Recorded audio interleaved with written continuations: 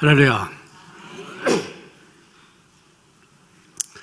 70년대 우리나라에도 적극적인 사고방식이라는 그런 말을 유행시킨 분이 미국의 노만 빈센트 필 목사님입니다. 이 필 목사님이 하루는 기차 여행을 하면서 기차의 그 식당 칸에 들어가 자리를 잡았는데 마침 건너편에 한 노인 부부들이 식사를 하고 있었습니다. 근데 가만히 보니까 부인이 남편을 향해서 끊임없이 불평하는 소리를 하는 겁니다. 이거 야채가 왜 이래? 고기는 왜 이렇게 질겨? 포도주는 너무 신 거 아니야? 이 열차의 온도 너무 맞지 않는다. 날씨도 안 좋고. 여보, 우리 괜히 여행 나온 거 아니야? 남편이 계속 그런 얘기를 듣다가 앞에 있는 이제 필 목사님을 의식하면서 필 목사님에게 얘기를 건넵니다. 선생님, 참 죄송합니다. 이해를 해 주십시오. 제 아내가 본래 직업이 그렇습니다.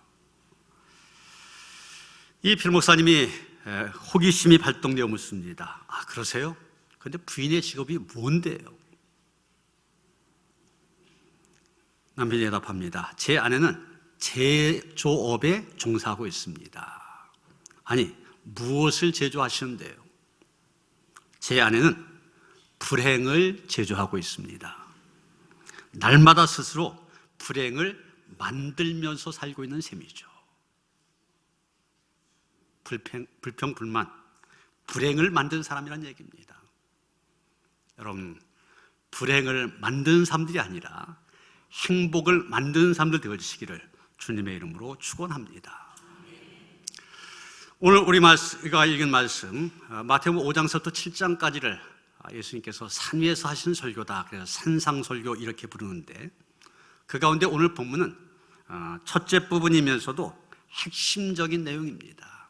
우리가 흔히 8가지의 복, 그래서 8복 이렇게 부르는 말씀입니다. 여기에는 예수님의 행복론이 나와 있습니다.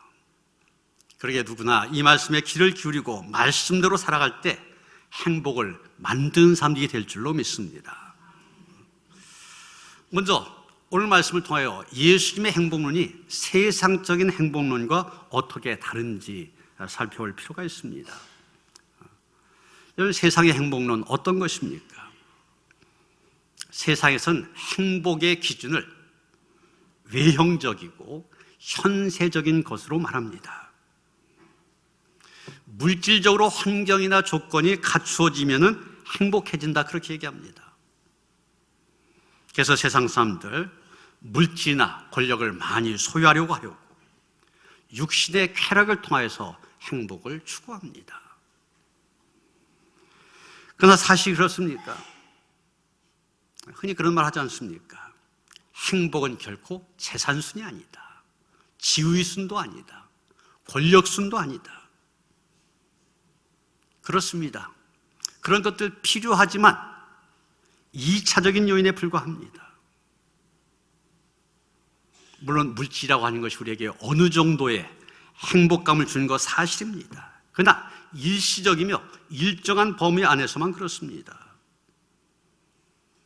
그래서 이 학자들 얘기가 물질이 적을 때는 물질이 늘어가면서 이 행복감이 상승하는 효과가 크지만 일정의 범위를 넘어가면 어느 정도의 부자가 되어지면 물질의 증가가 행복감에 별다른 영향을 미치지 못한다, 이렇게 얘기합니다. 그것을 주장한 대표적인 경제학자가 리처드 이스털린이라고 하는 사람인데, 이 사람이 이 개인 소득과 행복도, 자기의 소득에 따라서 행복도가 어느 정도 되느냐, 이 관계를 조사했습니다. 그러면서 내린 결론이 소득이 늘어가면 개인은 행복하다. 그러나 나라가 부유해진다고 해서 국민이 더 행복해지는 것은 아니다. 이것을 세계 여러 나라의 통계를 통하여서 밝혀냈습니다.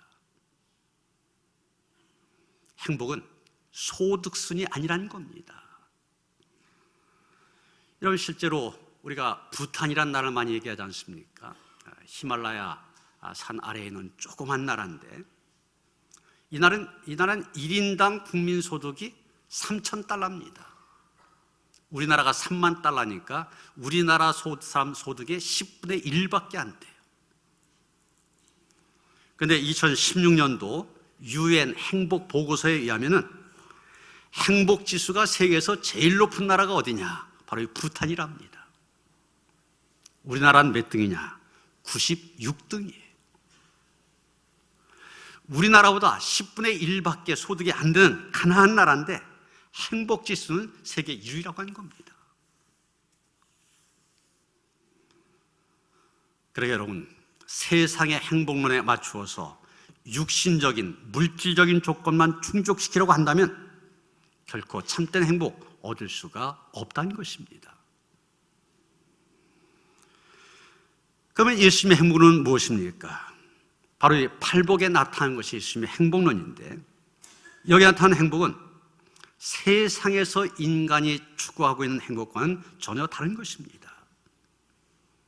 여러분, 오늘 본문에 복이 있나니 이 말이 계속 반복되지 않습니까? 심령이 가난한 자는 복이 있나니, 애통한 자는 복이 있나니. 이 복이 있나니란 말이 헬라어 원어로 보면은 마카리오스 이런 말입니다. 또 우리 성경에는 심령이 가난한 자는 복이 있나니 이렇게 뒤에 나오는데 그 원문을 보면은 그 순서가 바뀌어 있습니다. 오 복이 있도다 심령이 가난한 사람들이요, 오 복이 있도다 애통한 자, 이런 식으로 되어 있습니다. 그래서 이 마카리오스라고 하는 단어, 주로 하나님의 속성에 대해서 얘기할 때 쓰여지는 그런 단어입니다. 그리고 하나님께서 축복하신 말씀, 다시 말하면 인간이 스스로 힘으로 도저히 얻기 불가능한 하나님께 속한 최상급의 행복을 얘기할 때 마카리오스 이 말을 쓰고 있는 것입니다. 여러분, 그래서 우리가 이 팔복의 말씀들 하나하나 살피면 전혀 물질적인 것이 아닌 것을 보게 됩니다. 심령의 가난이라든지 애통이라든지 온유라든지 다 이 내면적인 것 아닙니까? 이런 행복이라고 하는 것이 물질적인 조건과는 별 관계가 없다고 하는 것, 사실 신앙적으로 설명하기 이전에 우리 주변의 일상 속에서도 쉽게 확인할 수 있는 사실입니다. 한 기자가 옥탑방, 그것도 한 칸짜리 새 들어 살고 있는 한 부인에게 물었습니다. 지낼만 하십니까? 가장 행복한 순간은 언제입니까? 사실 그렇게 어려운 환경에서 사는 부인에게 맞는 합당한 질문이 아니죠. 그런데도 의외로 이 부인 눈을 반짝이며 대답합니다. 밤하늘의 별을 보면서 식구들의 빨래를 넣을 때죠. 그때는 행복감을 느껴요. 이렇게 대답합니다. 기자가 눈치 없이 또 묻습니다. 아니, 왜 밤중에 빨래를 해요? 사연즉슨 낮에는 주인집에서 빨랫줄을 쓴다는 겁니다. 그러니까 밤에 빨랫줄 쓰기 위해서 밤에 할 수밖에 없는 거예요. 그러면서 자기 처지를 얘기해 줍니다. 남편은 병으로 쓰러져서 5년째 식물 인간으로 누워있고 자기는 온종일 식당 일을 해가면서 살아간다는 것입니다. 여러분, 도저히 행복을 얘기할 수 없는 상황 아닙니까? 그런데 그런 상황에서도 이 부인은 행복을 이야기하고 있습니다. 그런데 우리는 우리 주변에서 이 정반대의 일들도 많이 보게 됩니다. 서울 도곡동에 가면 타워 팰리스라고 해서 초호화 아파트가 있습니다. 29평짜리가 10억이 넘는 아파트입니다. 남보기에 다 부러워할 만한 그런 초호화 아파트, 거기서 살면서도 늘 불평하고 불만하고 그러다 보면 급기야 우울증에 걸리고 심한 경우 자살하는 사람들조차 있다는 겁니다. 정말 행복이라고 하는 것, 물질적인 환경이나 조건, 그것과는 별 상관이 없음을 보여주고 있는 것입니다. 여러분, 오늘 본문에 나오는 이 팔복의 말씀만 봐도 그렇습니다. 예수님은 심령이 가난한 것, 애통한 것 등 하나님 앞에 합당한 마음의 자세를 갖게 될 때 행복해질 수 있다는 것을 가르쳐주고 있는 것입니다. 그러면서 예수님께서 가르쳐주신 복, 물질적인 것보단 인격적인 것입니다. 예수님 뭐라 하셨습니까? 심령이 가난한 자는 복이 있나니, 애통한 자는 복이 있나니, 온유한 자는 복이 있나니, 의에 줄이고 목마른 자는 복이 있나니. 이건 철저히 인격적인 것입니다. 다시 말해서 내가 무엇을 소유하느냐, 많이 소유해서 복되다고 한 것이 아니라 내가 어떤 사람이 되느냐, 거기에 따라서 복된 인생이 되어지고 불행한 인생이 되어진다는 얘기입니다. 행복은 소유에서 찾는 것이 아니라 존재에서 찾는 것입니다. 예수 믿고 내가 얼마나 변화되었느냐, 그 인격이 바뀐 사람을 가리켜서 예수님께서는 마카리오스, 복되도다, 이렇게 말씀하신 것입니다. 그리고 예수님이 가르치는 복은 독립적인 것이 아니라 관계적인 것입니다. 진정한 행복은 관계 속에서만 찾을 수 있다고 하는 것을 얘기하고 있습니다. 오늘 보면 예수님의 팔복을 얘기하고 있는데 자세히 살펴보면 이 가운데서 우리는 세 가지의 관계를 발견할 수 있게 됩니다. 나와 하나님과의 관계, 나와 이웃과의 관계, 나와 나 자신과의 관계, 이 세 가지가 나와 있습니다. 먼저 심령이 가난해야 하나님과의 올바른 관계를 맺을 수 있습니다. 마음이 교만한 사람 어떤 사람입니까? 하나님 필요 없다고 하는 사람이잖아요. 그런 사람이 하나님과 올바른 관계를 맺을 수 없는 것이고, 그런 사람이 행복할 수 없는 것입니다. 애통해하는 사람이 하나님과 올바른 관계를 맺을 수가 있습니다. 하나님을 만난 순간 내가 얼마나 무서운 죄인인가, 그것을 깨달을 때 애통하게 되고, 그 애통한 사람이 하나님과 바른 관계를 갖게 됩니다. 의에 줄이고 목마른 사람, 하나님께서 기뻐하시고 원하는 것을 추구하려고 목마른 열정을 가지고 의에 줄이고 목마른 자가 되는 것, 그런 사람이 하나님과 올바른 관계에 들어갈 수 있고, 그런 사람이 복되다고 얘기한 것입니다. 뿐만 아니라 본문에는 내 이웃과의 관계가 강조되고 있습니다.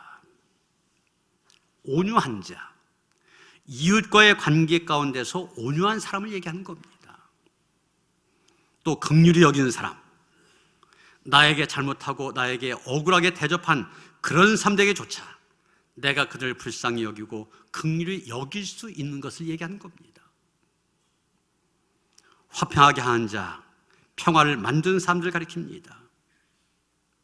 이웃이 행복하지 않고는 나도 행복할 수 없다, 그렇게 믿고서 이웃과 바른 관계를 맺고 살아가는 그런 사람들을 가리키는 것입니다.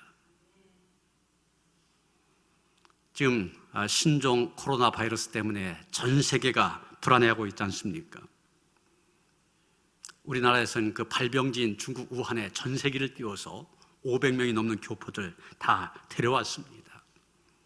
근데 처음 이 사람들을 데려온다고 할 때 이 사람들을 격리 수용하게 될 아산과 진천에 있는 주민들 반대했습니다. 트랙터까지 갖다 둬가면서 들어오지 못한다 그랬었어요. 근데 잘 설득하고 이해하고 그러면서 다 이제 수용을 하게 되었죠. 이런 중국에 있는 교포들 같은 국민들입니다. 그런데 그런 사람들이 들어왔다면 잘못하면 우리가 걸릴 수 있다, 그래서 들어오지 못하게 막는 것, 만약 그 가운데 기독교인이 있었다면 말로는 기독교인이지만 진정한 신앙이라 말할 수 없을 것입니다.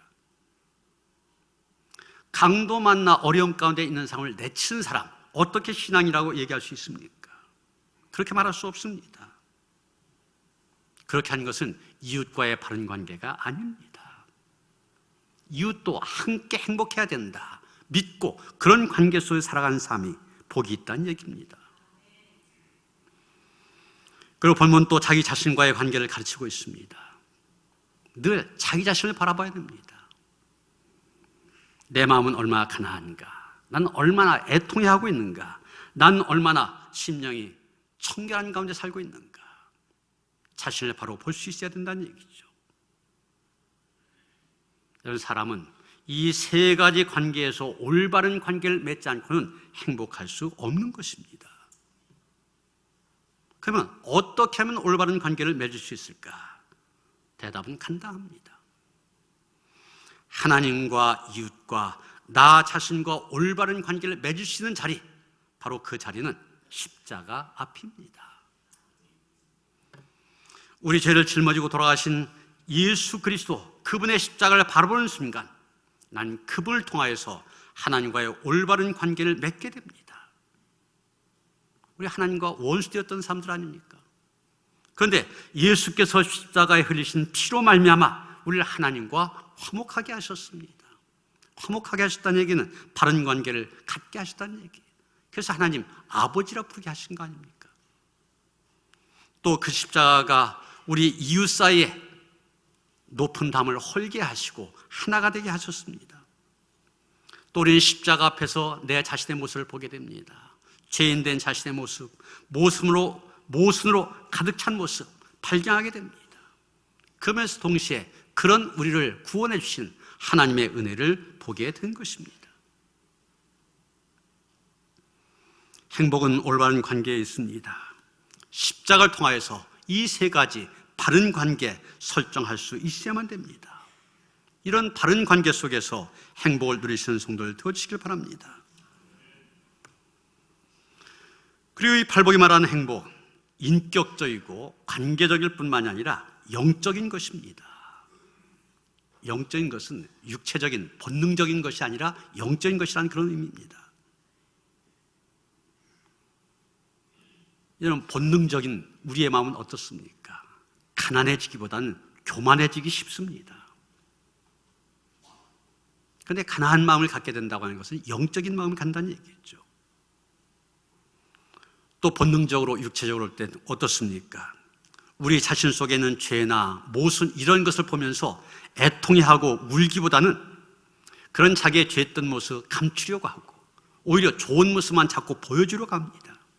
이게 우리의 본능 아닙니까? 그러나 그것을 깨닫고 애통해하며 우는 사람, 영적인 사람이란 얘기죠. 또 나에게 잘못한 사람들 용서하고 긍휼히 여기는 것보다는 그 사람들에게 복수하고 싶어하는 것, 그것이 우리의 본능적인 마음입니다. 그렇게 하지 말고 용서하고 긍휼히 여기라고 하는 것입니다. 그렇기 때문에 예수님께서 말씀하신 이 팔복, 자연인, 세상적인 사람들은 쉽게 추구할 수 없는 것들입니다. 따를 수 없는 것들입니다. 그러면 어떤 사람만이 이 복을 추구할 수 있을까? 거듭난 사람만이 추구할 수 있는 것입니다. 그래서 예수님 니고데모에게 말씀하셨잖아요. 사람이 거듭나지 않으면 하나님 나라를 볼 수도 없고 들을 수도 없고 그런 삶을 추구할 수도 없다고 말씀하신 것입니다. 물론 우리가 예수 믿는다고 해서 우리 안에 있는 본능 다 사라지는 것 아닙니다. 없어지는 거 아닙니다. 그대로 있습니다. 그러나 주님의 생명이 내 속에 들어와 거듭나는 순간부터 나에게는 내 본능을 거스를 수 있게 하는 그런 힘이 생기는 것입니다. 그래서 본능을 이기는 새로운 열망, 거룩한 인격에 대한 열망이 내 속에 일어나게 된 것입니다. 이런 사람, 세상적인 행복의 조건이 없이도 행복하게 됩니다. 가진 것이 없어도 행복하게 됩니다. 이유는 행복의 원인이 바깥에가 아니라 내 속에 있기 때문입니다. 예수님이 바로 이런 행복의 열쇠가 되신 것입니다. 오늘 팔복 가운데서 다 다루지 못하고 처음 나오는 세 가지를 잠시 생각하면서 우리가 이 말씀을 통하여 우리가 얼마나 행복한 사람인가 다시 한번 깨닫는 그런 시간이 되어지기를 원합니다. 첫째, 우리는 왜 복된 사람들이냐? 우리는 천국을 소유한 사람들이기 때문입니다. 3절 보시면 심령이 가난한 자는 복이 있나니 천국이 그들의 것임이요 그랬습니다. 이 말씀 자세히 보시면 예수님 미래형으로 말씀하시지 않고 현재형으로 말씀하십니다. 심령이 가난한 자는 복이 있을 거다 이렇게 말씀하시지 않고 복이 있나니 그러셨습니다. 우리는 이미 천국을 소유한 사람들입니다. 우리 즐겨 부르는 찬송이 있지 않습니까? 내 영혼이 은총 입어 중한제쯤 벗고 보니 슬픔 많은 이 세상도 천국으로 화하도다. 높은 산이 거친들이 초막이나 궁궐이나 내 주 예수 모신 곳이 그 어디나 하늘나라. 우리는 천국을 소유한 사람들이기 때문에 행복한 사람들입니다. 그러면 우리가 천국을 소유할 수 있는 이유가 무엇이냐? 우리의 심령이 가난하기 때문입니다. 심령이 가난할 때 천국을 소유할 수 있게 된다. 영국의 황제가 민정을 살피기 위해 나라를 순시하고 있었습니다. 하루는 어느 시골에 물레방앗간 앞을 지나가는데 안에서 아름다운 노랫소리가 흘러나옵니다. 들어가 보니 할머니 한 분이 아주 평온한 그런 모습으로 노래를 부르고 있었습니다. 황제를 보고 깜짝 놀란 할머니에게 이 황제가 정중히 부탁을 합니다. 할머니의 노랫소리가 너무 아름다워서 그 노래 가까이에서 들으려고 이렇게 불쑥 들어오게 되었습니다. 부디 나를 위해서 그 노래를 다시 한번 불러주십시오. 할머니가 얼굴을 붉히며 그 노래를 다시 불렀습니다. 세상 사람 날 부러워 아니하여도 나도 역시 세상 사람 부럽지 않네. 하나님의 은혜를 생각할 때 할렐루야 찬송이 저절로 나네. 1절 다 듣고 난 다음에 이 황제가 2절을 계속 불러달라고 요청합니다. 그랬더니 할머니가 대답합니다. 이 노래는 제가 만든 것인데 1절밖에는 만들지 못했습니다. 황제가 그 말 듣고 잠시 생각하더니 이렇게 말합니다. 그러면 할머니, 제가 할머니를 위해서 2절을 지어드릴 테니까 앞으로는 2절도 같이 부르십시오. 그러면서 황제는 이렇게 노래합니다. 세상 사람 날 부러워 아니하여도 영국의 황제가 날 부러워하네. 십자가의 사랑을 생각할 때 할렐루야 찬송이 저절로 나네. 여러분, 우리는 이 땅에 황제가 갖고 있는 부귀, 영화, 권세, 그거 갖고 있는 사람 우리 가운데 없습니다. 그러나 우리는 황제가 부럽지 않습니다. 오히려 황제가 우리를 부러워할 만큼 우리 모두는 행복한 사람들입니다. 왜 그렇습니까? 우리 안에는 천국이 있기 때문입니다. 예수께서 허락하신 의와 평강과 희락의 나라인 천국이 있기 때문입니다. 그러기에 우리는 너무나 행복한 사람들입니다. 둘째로 하나님의 위로하심이 있기 때문에 우리는 행복한 사람들입니다. 4절 보시면 애통한 자는 복이 나니 그들이 위로를 받을 것이며 그랬습니다. 우리가 세상 살아다 보면 이런저런 일로 인하여서 애통할 때가 있습니다.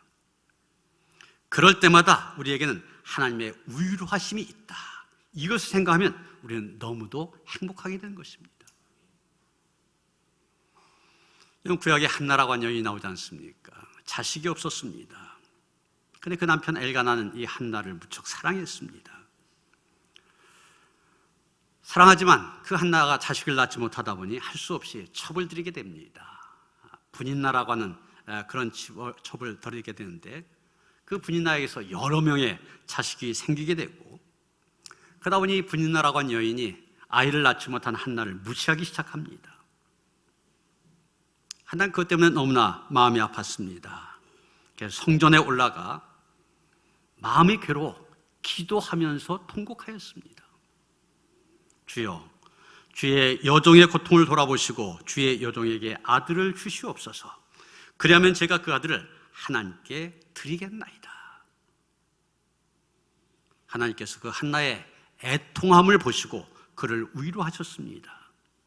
그에게 귀한 아들 사무엘을 주셨습니다. 한나가 자신의 소원대로 자신의 아들 사무엘을 하나님께 드렸을 때 하나님께서는 한나에게 세 아들과 두 딸을 더 허락해 주셨습니다. 마음의 아픔으로 인하여서 애통해하던 한나에게 하나님의 위로가 넘치게 된 것입니다. 여러분, 살아가면 우리 역시 한나처럼 마음이 아파 애통할 때가 있습니다. 그때 그런 우리에게 주님께서 말씀하십니다. 수고하고 무거운 짐자들아 다 내게로 오라. 내가 너희를 쉬게 하리라. 우리에게는 하나님의 위로하심이 있습니다. 애통한 사람들이 복이 있는데 그것은 다른 거 아닙니다.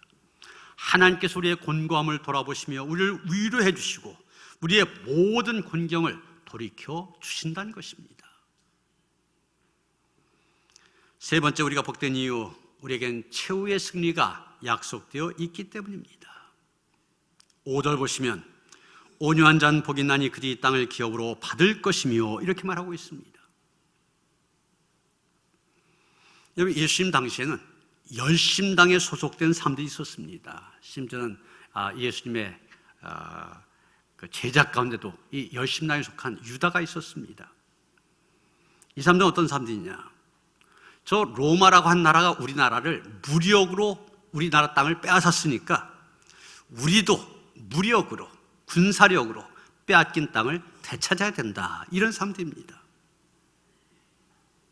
그래서 그들은 로마 정부를 향하여 반란을 꾀하고 끊임없이 투쟁을 일삼았습니다. 그런데 예수님 뭐라고 하십니까? 하나님은 자기 힘으로 땅을 차지하려는 강한 자에게 땅을 주시는 것이 아니라 온유한 자, 오히려 하나님을 의지한 자에게 땅을 주신다고 말씀하시는 것입니다. 이솝의 우화 가운데 우리가 잘 아는 이 햇님과 바람의 이야기가 있습니다. 힘이 센 바람이 이 햇님에게 힘자랑을 하면서 우리 둘이 한번 내기 한번 하자. 누가 힘이 더 센지. 그러면 저기 지금 나그네가 외투를 입고 지나가고 있는데 누가 저 나그네 외투를 벗기냐, 이걸로 우리 승부를 내자 제안합니다. 바람은 당연히 자기가 센 바람을 계속 보내면 저 사람이 외투를 벗을 것이다, 그럼 내가 이길 것이다, 이런 생각을 하고 바람을 세게 불어대는데 바람의 세기가 크면 클수록 나그네는 더 외투를 꼭 부여잡고 놓지 않습니다. 결국 바람은 실패하고 맙니다. 이번에 햇님이 나서서 그렇게 세게 하지 않습니다. 쨍쨍 더운 햇볕을 조용히 내리쬐입니다. 그랬더니 나그네가 그 외투를 벗는 것이었습니다. 나그네 외투를 벗긴 것은 강한 바람이 아니라 온유하고 따뜻한 햇빛이었습니다. 이런 하나님은 온유한 자에게 최후의 승리를 안겨주신 분이십니다. 아브라함과 롯의 얘기가 그것을 증명하고 있지 않습니까? 원래 아브라함과 조카 롯은 같이 살았습니다. 그러나 서로의 이런 가족과 또 재산이 늘어나면서 같이 살 수 없게 되었고, 심지어는 종들이 서로 다투는 상황까지 이어지게 됩니다. 그래서 아브라함이 분가하기로 그렇게 작정을 하고 조카인 롯에게 네가 먼저 선택하라고 합니다. 당연히 좋은 땅을 선택합니다. 물이 넉넉한 요단 땅, 애굽 땅과 같고 또 에덴 동산 같은 그곳을 차지합니다. 그 좋은 땅을 아브라함은 롯에게 양보했습니다. 그리고 자기는 그보다 좋지 못한 척박한 땅으로 가게 됩니다. 그런데 중요한 것은 나중에 어떻게 됐냐, 그 결과가 어떻게 되었냐는 겁니다. 자기 생각에는 좋은 땅을 차지했다고 믿었던 롯, 전쟁에 휘말려 포로가 되어 끌려가기도 했다가 다시 살아나기도 하였습니다.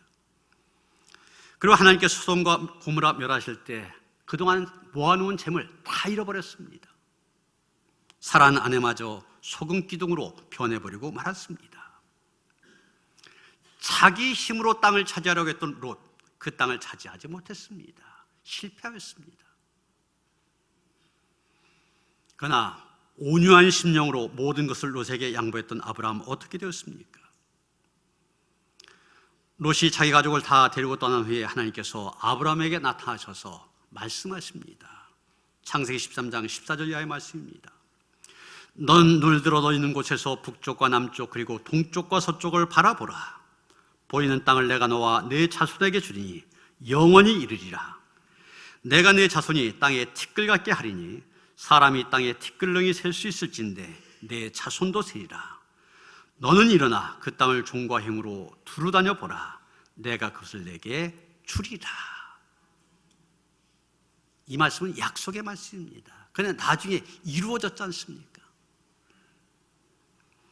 온유한 심령으로 모든 것을 롯에게 양보했던 아브라함, 그 땅을 기업으로 받게 된 것입니다. 온유한 자가 승리한 것입니다. 한때는 어쩌면 유럽 거의 전역을 다 정복했다고 했던 나폴레옹, 그가 마지막에 세인트 헬레나 섬에 유배된 상태에서 이런 말을 하였습니다. 나는 칼과 대포로 세계를 정복하려 하였지만 결국은 실패하고 말았다. 그러나 나사렛 예수는 사랑으로 이 세계를 정복하였노라. 사랑하는 성도 여러분, 우리는 예수님께서 말씀하신 대로 심령이 가난한 사람들입니다. 우리는 우리의 부족과 흠을 너무나 잘 알고 있는 사람들입니다. 그래서 오늘도 우리는 하나님 앞에 나와 눈물을 흘리며 애통할 수밖에 없는 사람들입니다. 우리는 우리 자신의 힘과 의지로는 아무것도 할 수 없는 자들임을 알기에 그저 하나님만 바라보며 하나님만 의지하는 온유한 사람들입니다. 그러나 바로 이러한 우리들에게 주님은 오늘도 말씀하십니다. 이제 천국이 너희의 것이며 너희가 위로를 받을 것이며 너희가 땅을 기업으로 받을 것이기에 너희는 복 있는 자들이다. 너희들이야말로 행복한 사람들이니라. 오늘 팔복의 음성 우리 귀에 듣고 그 말씀 안에서 그런 말씀을 주신 한 주님께 감사하며 복의 의미를 제대로 이해하고 복된 삶을 살아가는 온교의 성도들 되어주시기를 주님의 이름으로 축원합니다. 하나님 감사합니다. 많은 사람들 가운데 택하여 주셔서 예수 믿게 하시고 예수 안에서 복된 자의 삶을 살아가게 하시니 감사드립니다. 세상적인 가치 기준 깨어지게 하시고 예수 그리스도 안에서 거듭난 삶 되어서 하나님께서 주시는 만복을 누리며 살아갈 수 있도록 함께하여 주시옵소서. 더 나아가 이 복을 나누어 주는 복의 근원, 축복의 통로 되어 살게 하여 주시옵소서. 예수 그리스도 이름 받들어 기도하였사옵나이다. 아멘.